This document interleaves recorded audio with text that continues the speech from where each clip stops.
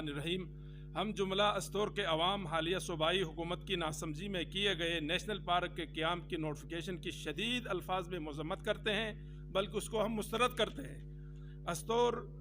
استور کے عوام wild life conservation کے قیام کی مخالف نہیں ہے، مگر ہم سمجھتے ہیں کہ وائلڈ لائف کنزرویشن کا قیام وقت کی ضرورت ہے، مگر ملکیتی عوامی حقوق کے تحفظ کو یقینی بنا کر کمیونٹی کنزرویشن کا ماڈل اپنا کر اس کا قیام عمل میں لایا جائے۔ ہم کنزرویشن کے خلاف نہیں ہیں، لیکن کنزرویشن کے لیے نیشنل پارک کا جو ماڈل اپنایا گیا ہے وہ زمینوں کے لیے مناسب نہیں ہے۔ ریاست پاکستان اب تک جتنے بھی پارکس کا قیام عمل میں لایا گیا ہے وہ سب اسٹیٹ لینڈ اور ویسٹ لینڈ میں تعمیر ہوئے ہیں، جبکہ حالیہ پارک جن میں ہمالیہ اور ننگا پربت نیشنل پارک لاکھوں کنال شامل کر کے عوامی ملکیتی زمینوں پر نیشنل پارک کی جو نوٹیفیکیشن ہوئی ہے وہ ہم پوچھنا چاہتے ہیں کہ کس قانون کے تحت بنایا جا رہا ہے۔ آئیناً اور قانوناً نیشنل پارک کے قوانین عوامی ملکیتی حقوق کو سلب کرتے ہیں۔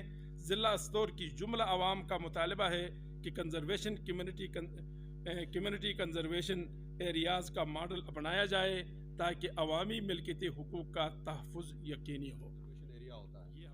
ہم یہ سمجھتے ہیں کہ جو نیشنل پارک کے قوانین ہیں جو یونیسکو اور IUCN سے لے کے انہوں نے لوکل لیجسلیشن کے ذریعے، ہمارا جو سب سے بڑا اعتراض ہے وہ ہماری جو نوٹیفیکیشن ہے اس کے اندر 2 لاز مینشن ہے۔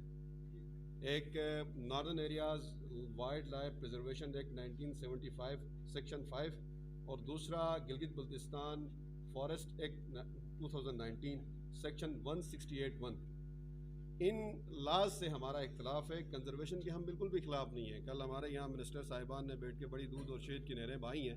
میں چیلنج کرنا چاہتا ہوں، منسٹر صاحبان آئیں میرے ساتھ بیٹھیں، میڈیا کے سامنے ہم ڈیبیٹ کرتے ہیں، وہ سمجھا دیں نیشنل پارک کیسے ہماری ملکیت کو تبدیل نہیں کرتا ہے، کسی کو کہتے ہیں۔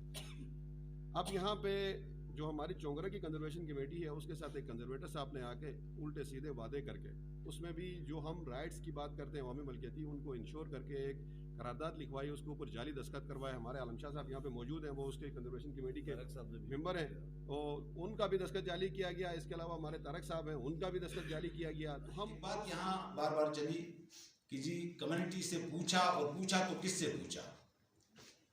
چونگرا کی کنزرویشن کمیٹی سے کچھ پوچھا نہیں پوچھا مجھے معلوم نہیں ہے، انہوں نے کس نے کیا لکھ کر دے دیا۔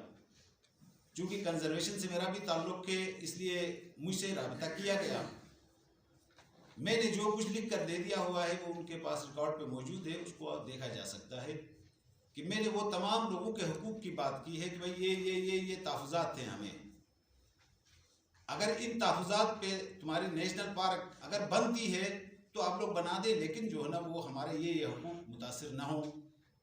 اور ان تحفظات کے باوجود آج اگر اس قسم کے قوانین لاگو کرنے کے لیے یہ بنائی گئی ہے تو اس کو ہم مسترد کرتے ہیں اور مطالبہ کرتے ہیں کہ اس نوٹیفیکیشن کو واپس لیا جائے، اور اس کے بعد مذاکرات کی اگر کوئی بات ہو تو مناسب ہوگا کہ ہمارے ووٹ سے ہی، پبلک کے ووٹ سے ہی یہ لوگ منتخب ہوتے ہیں، ان کو چاہیے کہ عوام کی بہتری کے لیے قوانین نافذ کریں، عوام کی بہتری میں کوئی چیز ہوتی ہے تو وہ کر لیں۔ گلگت بلتستان کی قوم کوئی لاوارث قوم نہیں ہے، یہاں پوری پولیٹیکل پارٹیز کے نمائندے یہاں جمع ہیں، ہر آدمی نے اپنے پوائنٹ آف ویو دیا، لیکن جو عوام میں جو سینٹیمنٹ پایا جا رہا ہے ابھی وہ شاید کوئی اور رخ اختیار کرے گا۔ یہ وقت کی حکومت گلگت بلتستان کے اندر شاید کوئی حالات پیدا کروانے کے لیے کوئی راہ ہموار کر رہی ہے، اور ویسے ہم اس کو مسترد کرتے ہیں۔ السلام علیکم۔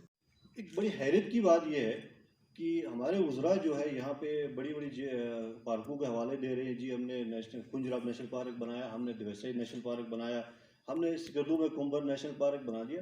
وہ ایسی جگہوں میں ان لوگوں نے پارکس بنائے ہیں جہاں پہ انسانی آبادی ہے ہی نہیں۔ چٹیل میدان ہے، جیسے سمیع صاحب نے فرما دیا، کوئی انسانی آبادی کا کوئی وجود ہی نہیں۔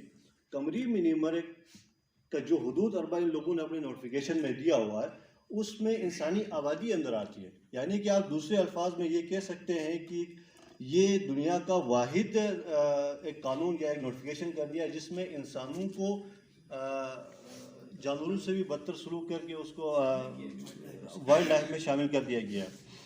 قانون اس کی پیچیدگی یہ ہے کہ ان لوگوں نے یہ ایکٹ بنا دیا ہے, یہ جو نوٹیفیکیشن کر دیا ہے وائلڈ لائف پرزرویشن ایکٹ کے تحت. سیکشن 7 مکملی طور پہ یہاں پہ رائٹس کو جو پابندیاں دے رہا ہے وہاں پہ یہ اگر آپ کہیں تو میں آپ کو کاپی دوں گا, اس سے کوئی 12 پابندیاں ان کے اوپر عائد ہیں.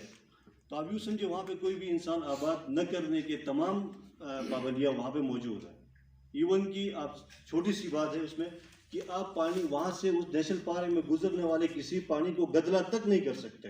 آپ گدلا کر لیں گے سیکشن 168 فارسٹ ایکٹ کے تحت آپ کو سزا ہو جائے گی.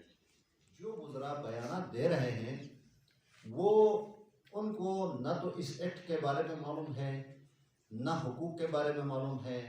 اس کنزرویشن کمیٹیاں جو چلا رہے ہیں جن کے پاس ذمہ داری ہے عوامی, ان کے ساتھ بات نہ کرنا اور اخباری بیانات کے ذریعے سے یہ کہنا کہ ہم ڈائلاگ کے لیے تیار ہیں, تو استور کے عوام, دیامر کے عوام, گلگت بلتستان کے عوام نیشنل پارک کے نام پہ کسی قسم کے ڈائلاگ کے لیے تیار نہیں ہیں, سوائے اس کے کہ کنزرویشن جو کمیٹیاں بنی ہیں جس کا یعنی جنگل اور جنگلی حیات کے تحفظ کے لیے جو کنزرویشن کمیٹیاں بنی ہیں وہ ہمیں قابل قبول ہے, لیکن اس کے علاوہ کوئی کسی قسم کا پارک جو ہے قابل قبول نہیں ہے. میں وضاحت اپنی ذات کی طرف سے اس کو کلی طور پر مسترد کرتا ہوں. ہاں اگر یہ بیٹھتے ہیں پھر ہمارے علاقے کے سیاسی لوگ بیٹھے, سیاسی جماعتوں کے نمائندے بیٹھے, نوٹیبل لوگ بیٹھے, اور ظاہر ہے سیاسی جماعتوں کے لوگوں نے ہی فیصلے کرنے ہیں اس کے. وہ لوگ بیٹھے اور بیٹھ کر جو ہے نا اس پر اگر کوئی گفت و شنید ہو سکتی ہے تو گفت و شنید کے بعد کسی متفقہ طور پر اس مسئلے کا حل ہو سکتا ہے, تو ہمیں اس پر کوئی اعتراض نہیں ہونا چاہیے ایسا.